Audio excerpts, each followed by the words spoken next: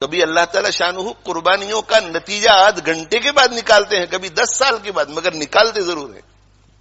اس لیے کہ اللہ کا وعدہ ہے قرآن میں، وَلَا تَهِنُوا وَلَا تَحْزَنُوا، ہمت مت ہارو، جو بھی حالات تم پر آ جائے ہمت مت ہارو. وَلَا تَحْزَنُوا، غم مت کرو، اس لیے کہ ہمارا وعدہ ہے کہ وَأَنْتُمُ الْأَعْلَوْنَ، بلند تو تم ہی رہو گے، وَأَنْتُمْ، تم ہی بلند رہو گے، إِن كُنتُمْ تَعْلَمُونَ، إِن كُنتُمْ مُؤْمِنِينَ. بس مومن رہو، مومن رہو، دل میں اعتقاد صحیح اور عمل تمہارے صحیح.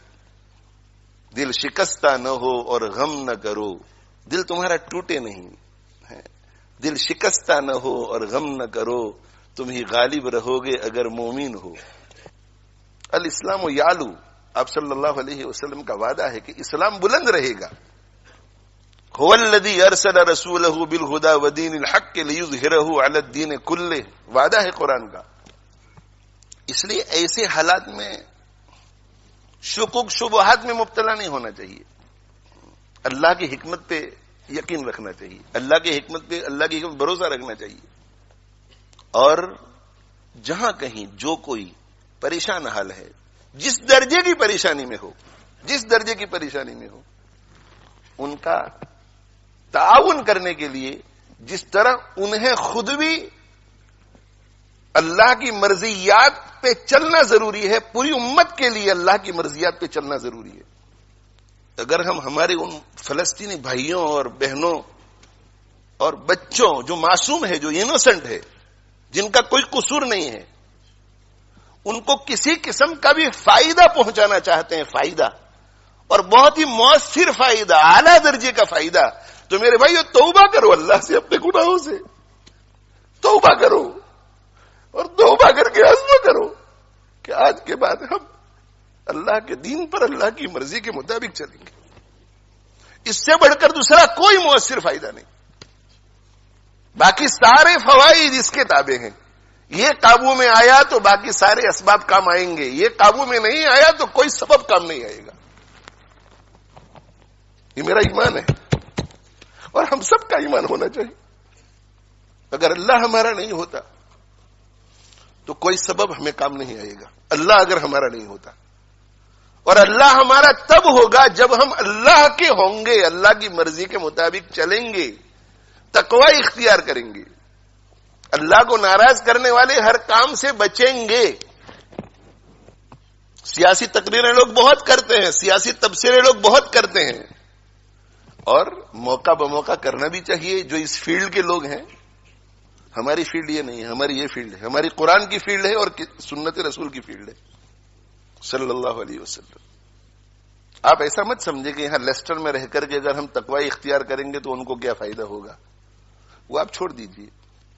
آپ قرآن اور حدیث پر، اللہ کے فرمان اور رسول اللہ صلی اللہ علیہ وسلم کی ارشاد پر یقین کر کے آنکھ بند کر کے کیجئے، پھر آپ دیکھو کہ اللہ تعالی شانہ اپنی قدرت کا مظاہرہ کیسے فرماتے ہیں. اللہ نہیں بدلا ہے، اللہ کا قانون بھی نہیں بدلا ہے. اللہ جیسے پہلے تھا آج بھی ویسا ہی ہے. اللہ کی حالت میں، اللہ کی شان میں کوئی فرق نہیں آتا، اللہ کے قانون میں، اللہ کے وعدوں میں کوئی فرق نہیں آتا. آج بھی ہو جو ابراہیم سا ایمان پیدا، آج بھی ہو جو ابراہیم سا ایمان پیدا، آگ کر سکتی ہے انداز گلستہ پیدا. آج بھی اگر ابراہیم علیہ الصلوۃ والسلام جیسا ایمان، ویسا یقین، ویسا بھروسہ اللہ پر، ویسا توکل، ویسا اعتماد ہو، اور ویسا تقوی ہو، ویسا صبر ہو، آج بھی ویسا ذکر ہو، زبانی ذکر بھی ہو، دل بھی جڑا ہوا ہو، آگ کر سکتی ہے انداز گلستہ پیدا. تو آگ باغ بن سکتی ہے آج بھی. اسے کہ اللہ کا قانون ایک ہی ہے. فضائے بدر پیدا کر، فرشتے تیری نصرت کو اتر سکتے ہیں گردوں میں، قطار اندر قطار اب بھی. فضائے بدر پیدا کر. فضائے بدر کیا تھی؟ فضائے بدر ایمان والی تھی، ایمان والی. فضائے بدر یقین والی تھی. فضائے بدر اخلاق حمیدہ والی تھی. فضائے بدر شکر والی تھی، صبر والی تھی. فضائے بدر تواضع والی تھی، تواضع والی.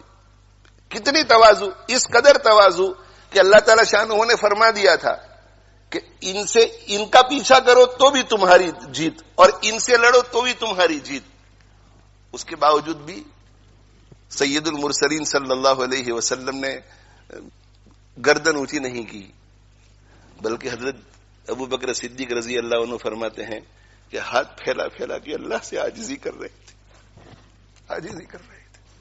فضائے بدر رجوع اللہ، رجوع اللہ۔ حضرت جی مولانا الیاس صاحب رحمۃ اللہ علیہ ارشاد فرمایا کرتے تھے کہ بندے کو رجوع اللہ اس طرح کرنا چاہیے جیسے ایک لولا، لنگڑا، اندھا، بہرا، گونگا کرے،